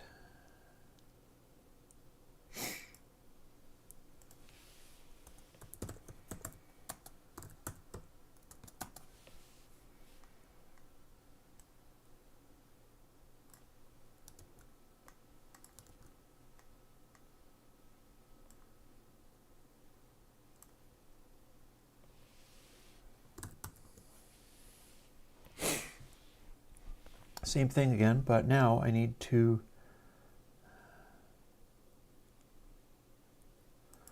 let's apply that, and then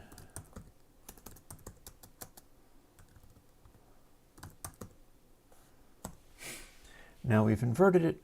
Therefore, if it's 0, it's going to be 1, but if it is fully cranked, then all we can get is 0.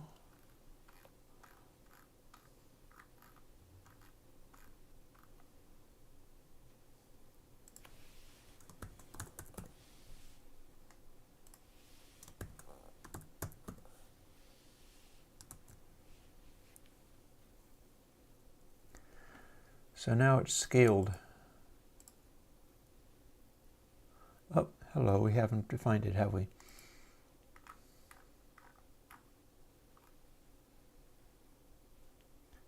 Oh, I see why. This one thing caused the other thing to happen.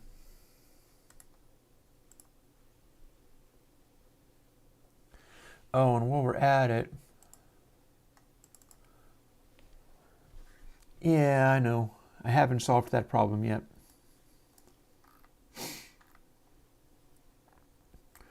Let's strip away those redundant extra controls that we're definitely not going to need to use.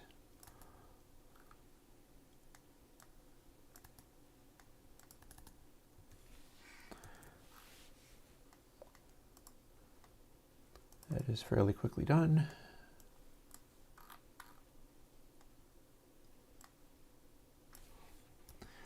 Boop.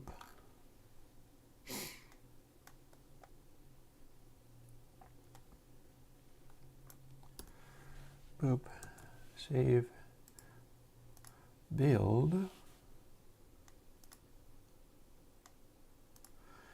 And this should probably be finished, which is cool. I ran a little later than I planned, but that's all right, I guess.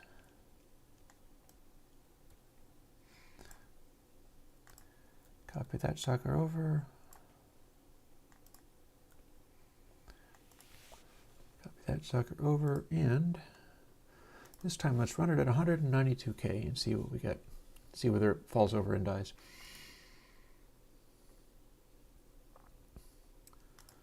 Effect stack of.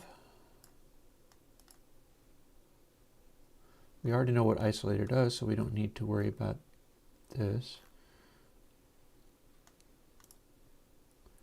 Just directly use it and include span.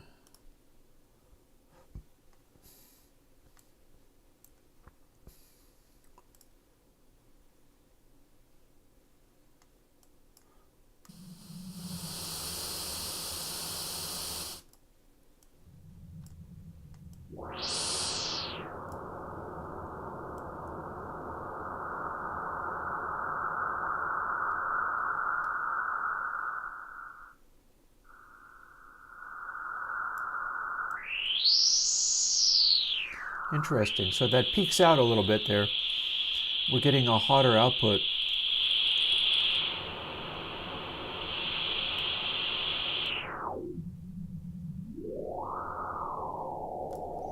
I think it sounds kind of cool, though.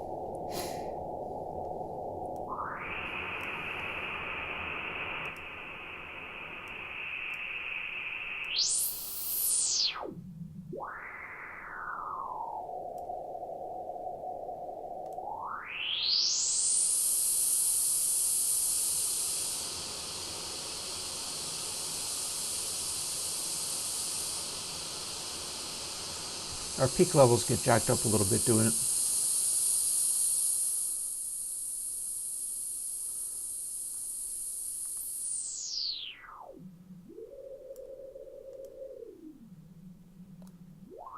And it seems to run okay on the antique computer at 192K, which is not bad.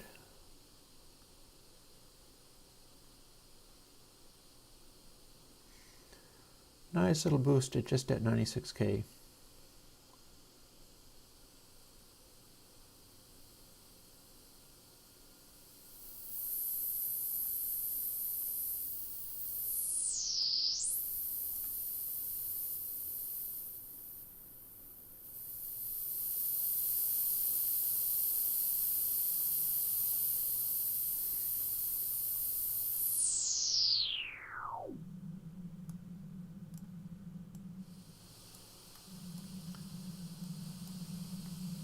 And our inverse.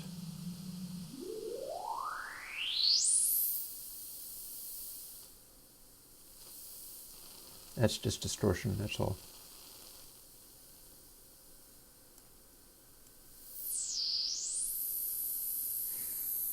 So one thing about this is if you wanted to high pass something, this is an interesting way to do it. Oh, weird side effect. Hello.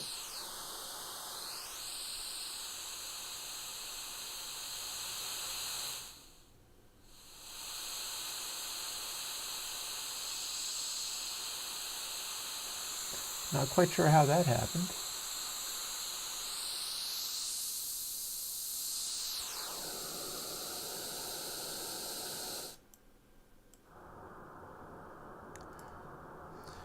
With just the low and no resonance, it sounds normal.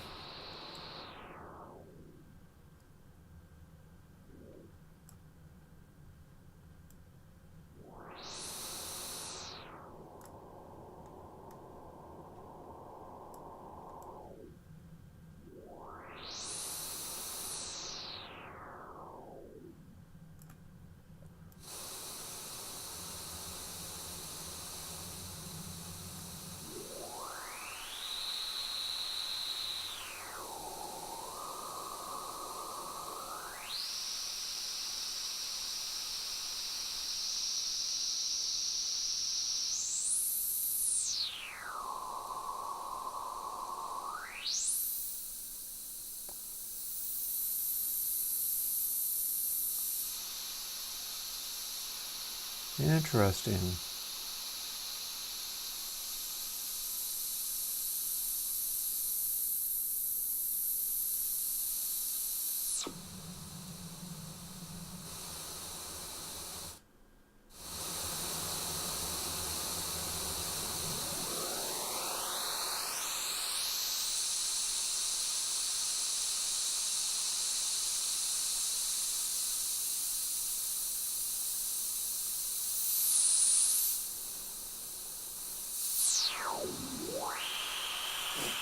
Yeah, I'm not sure how useful it is as a high pass, but I think it's working pretty well as a potentially resonant low pass.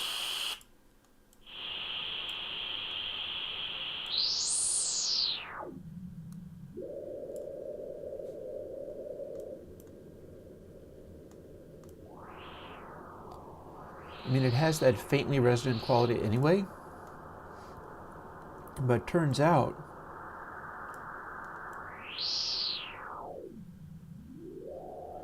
this is an interesting variation on a really steep peaky filter.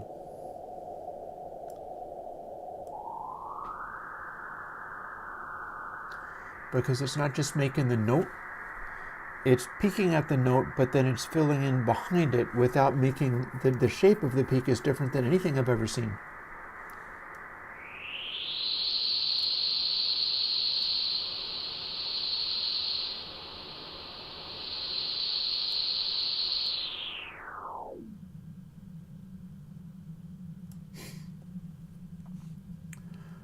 Let us cease doing that and quickly try a sound of some kind.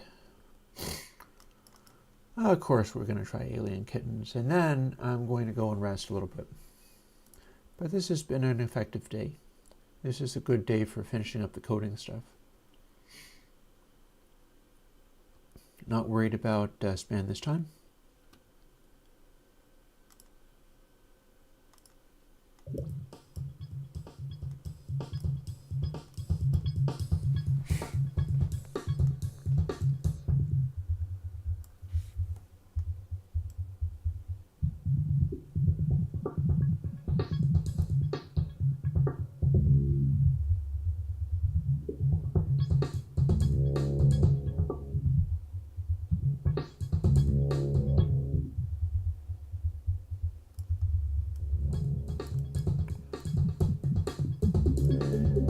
And of course, high-low both pranked is nothing.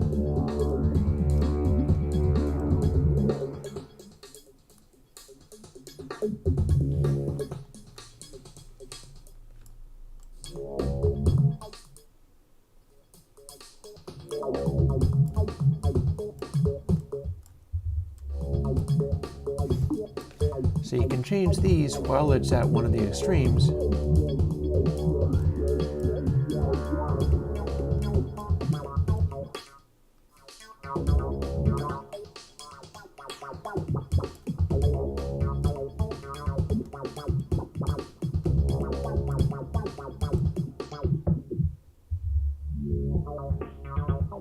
Yeah, it's playable.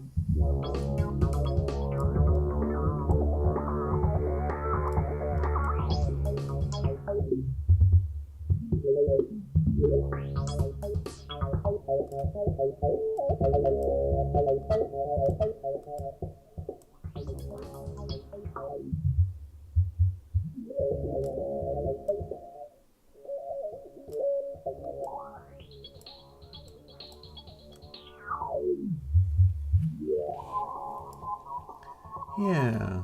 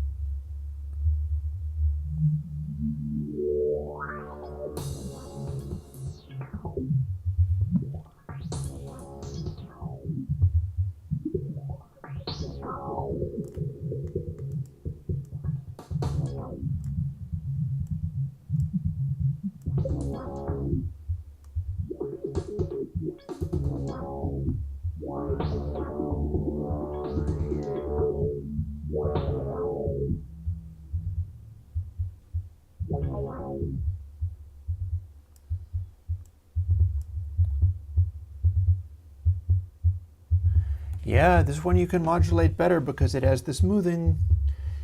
All of these things are smoothed, much like the Z2 filters.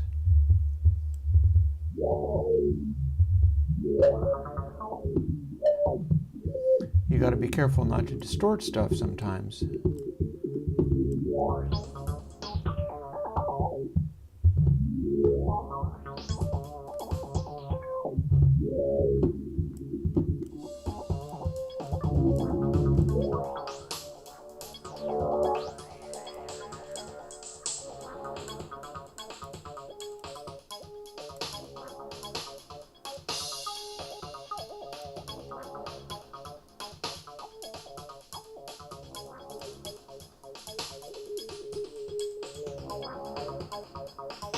That's actually a kind of interesting tone too.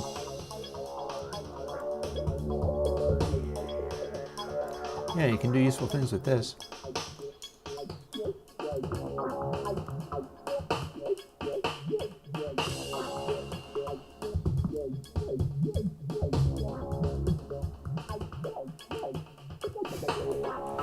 You can sort of hype things up this way.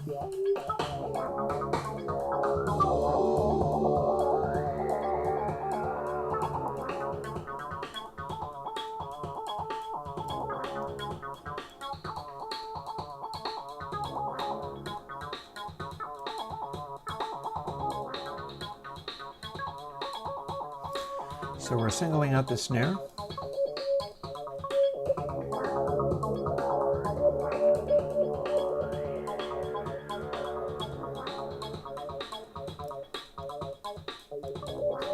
And then it's dry. So we add just a little bit of this complicated thing like this. Pulling the bass back. We have that resonant quality, but it's being crossfaded between that and just purely dry.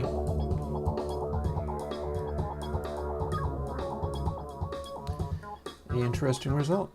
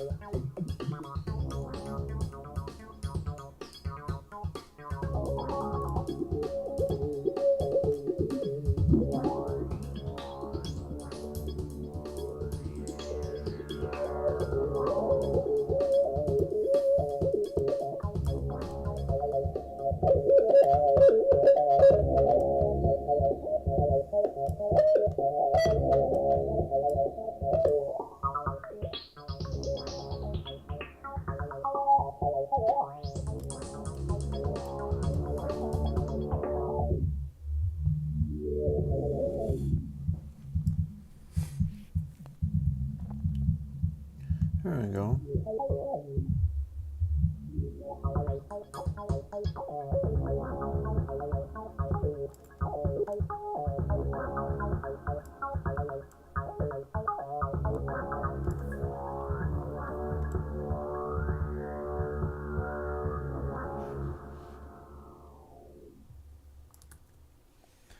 Cool.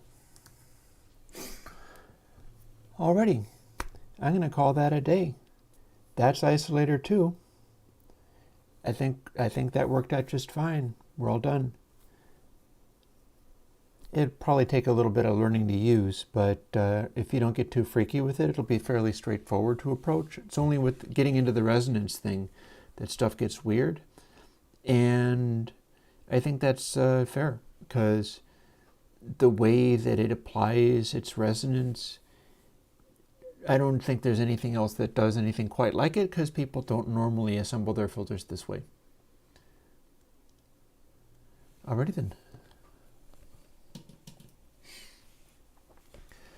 We'll talk to you folks later.